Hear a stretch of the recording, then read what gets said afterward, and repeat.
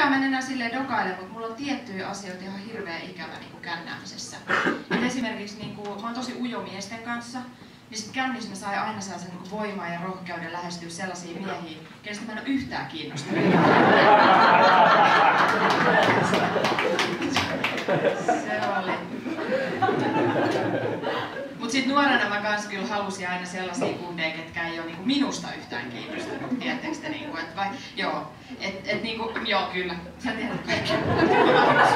Onko tämäkin?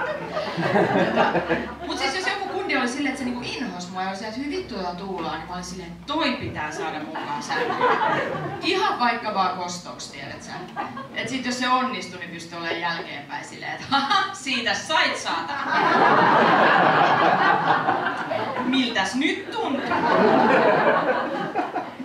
No okei, ei se ole maailman paras kosto välttämättä. Niinku. Mutta oikeesti tää jatkuu, tässä on oikeesti hyvä juttu, että jos teilläkin on niinku mielessä joku sellainen tyyppi, jota te haluatte kiusata, niin hommatkaa ittenne ihan vaikka tänä iltana sinne kämpille yöksi ja sitten aamulla, niin ette vaan lähde menee.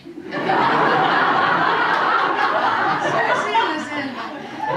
Jäätte sinne hengailemaan päiväksi pariksi, siivoo sisustaa. Illalla baarissa, kun iso reppu mukaan jengi kysyy, mitä se on tuo repussa? Sisustustyynyjä. Kynttilöitä. Mut se oikeasti toimii, koska mä kerran seurustelin yhden kunnikaan 5 vuotta ihan vaan vittuillessa.